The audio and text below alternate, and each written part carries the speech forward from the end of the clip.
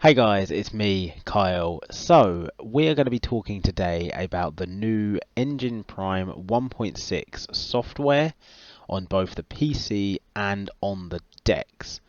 So, we're going to talk software first, and then we're going to jump over to the players and take a little look at that. So, firstly, I'm not going to do like a full rundown of all the software that's included because Denon themselves do that, and they do it better than I would ever do it. So that's not what this is all about. I want to quickly talk about the things that for me really caught my attention and really made me go, wow, that's incredible, I like that. So, as you can see here, we've got two songs. I've just got all my music is on my laptop that you can probably just see there. That is all being backed up to Google Drive as we speak now. So I finally made the investment of 2 terabytes for my family photos and for my music. So that is all being backed up so that I've got it on the cloud if the worst comes to worst. Partly also inspired by what Denon have done here. And I've got my fingers crossed for it. So firstly, what I want to talk about is on that, we've got the Dropbox integration. Now, I got rid of Dropbox because I no longer use it. I've moved everything over to Google Drive.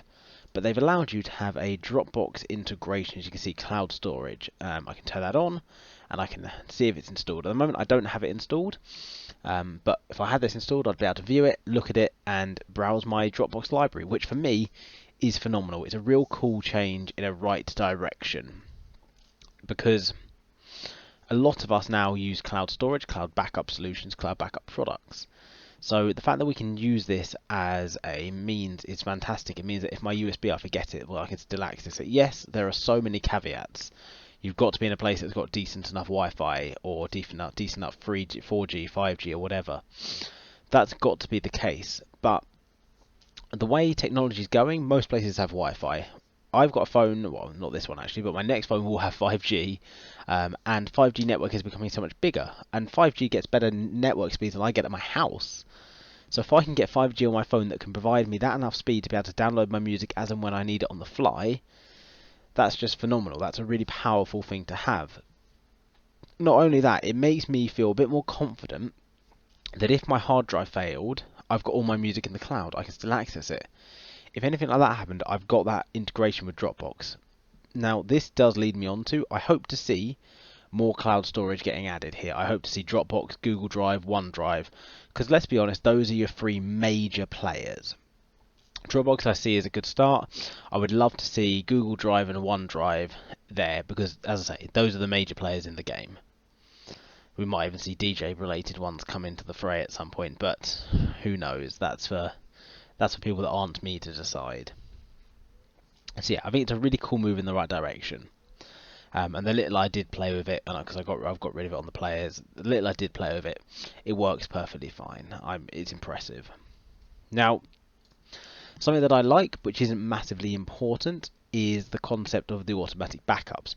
This is something that I really missed when I went from Serato to Engine Prime. Whenever I did backups, I would manually copy the whole of the kind of, the Engine Prime library folder.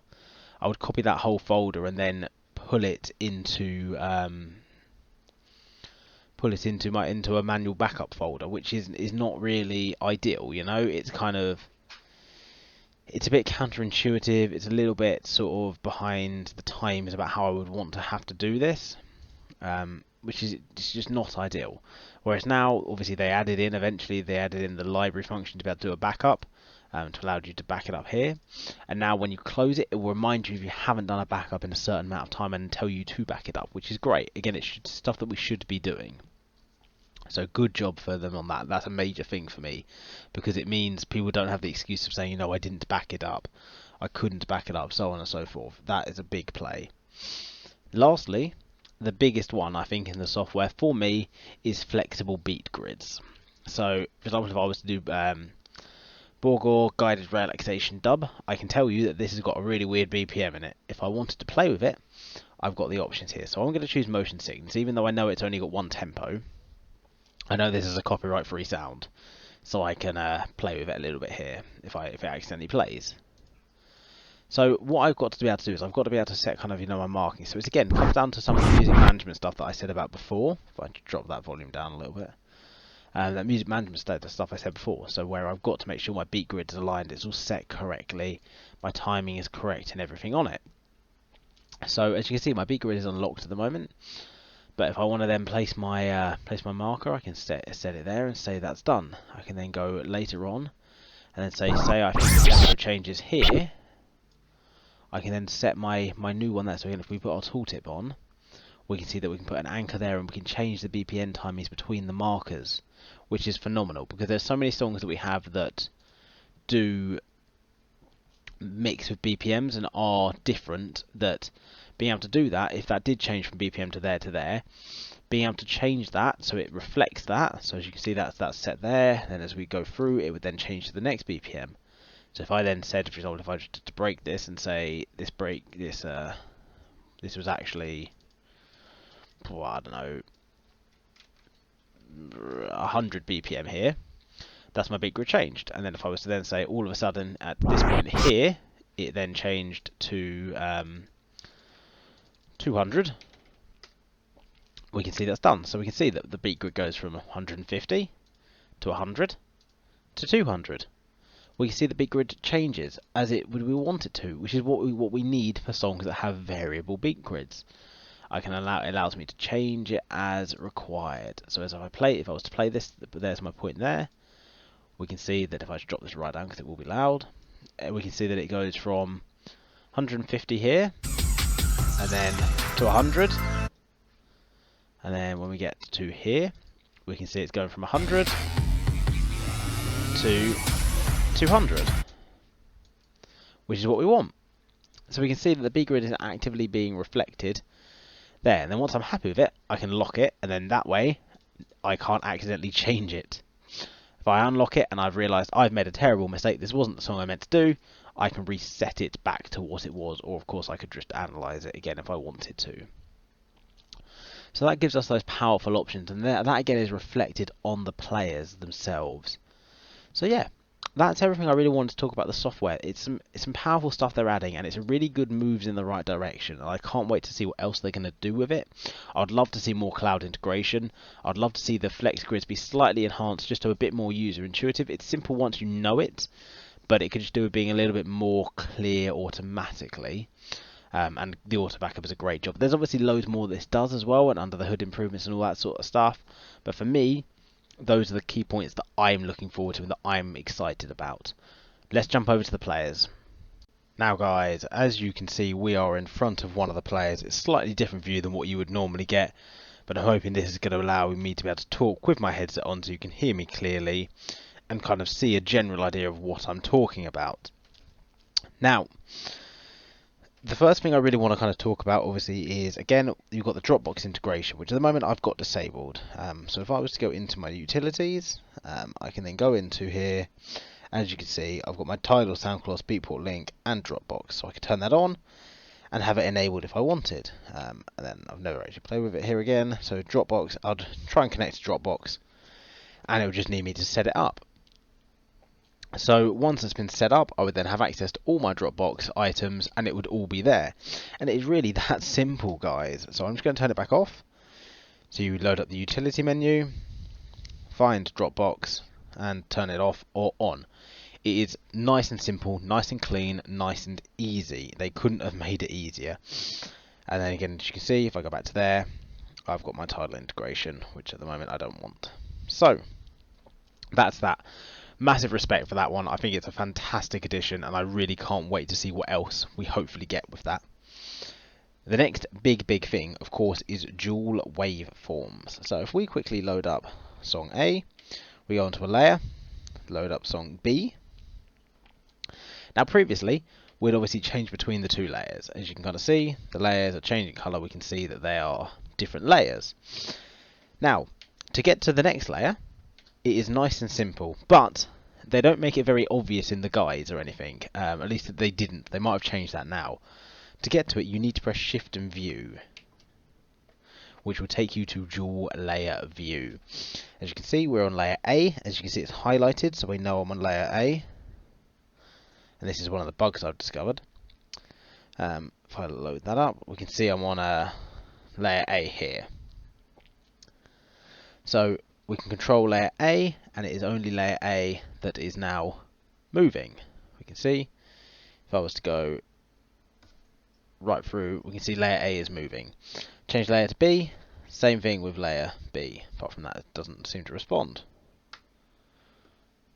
There we go. Bug there. Denon, take note of this. Don't know what that was, but that is not replicatable. But there you go. You clearly saw there was a small bug there. However, for the most part, this obviously works really well. So if I was to play that one, go to there, then, you know, I was just to look at trying to get them in time. I try and do this upside down, so it's quite difficult to do. But if I was to then just go in here and there, I've now got a visual indication of approximately if these are in time or not. Obviously I can then do it there. I can see my waveforms. So that is really helpful, really cool. And being independently controllable just makes these so powerful to be able to do. I can play with all my slicer and everything like that. All of this stuff is there to be played with. And it's just an incredible way of doing it. And for me, it's made the concept of being able to use one deck for 2 songs so much more powerful, so much more accessible for everyone. Because I know that one of the things that really annoyed me was when I was trying to mix with just a single deck, was I found I didn't always have just the information that I wanted about the song that I was playing. So being able to see 2 on each other is very, very powerful.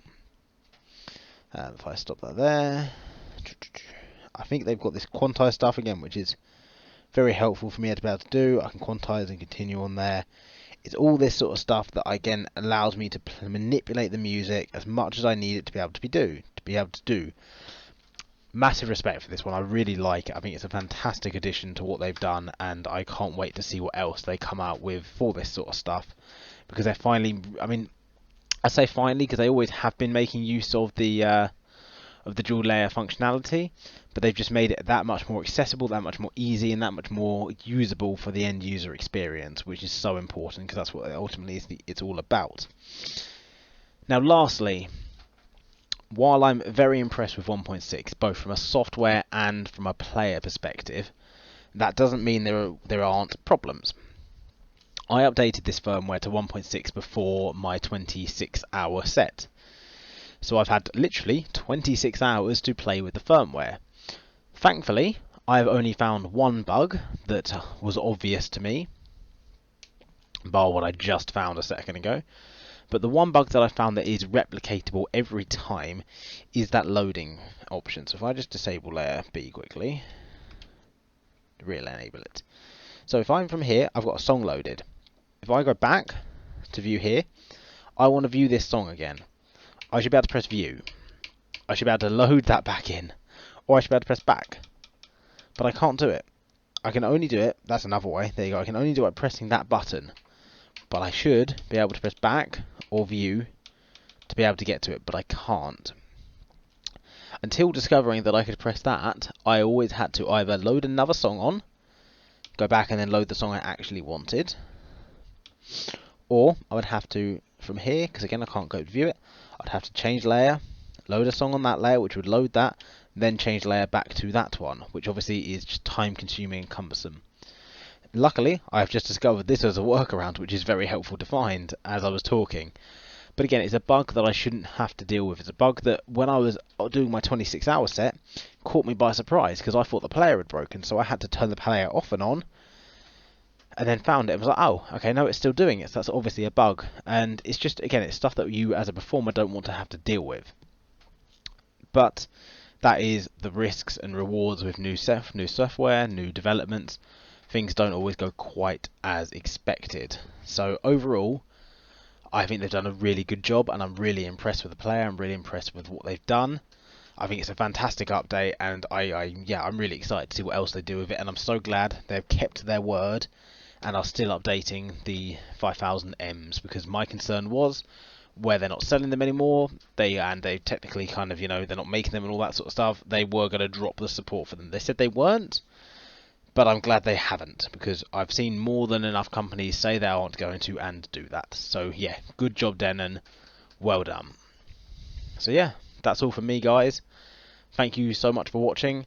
Have a little play with the firmware if you have a Denon bit of kit. It's really worth doing, and yeah, just have fun with it, guys. For now, bye bye.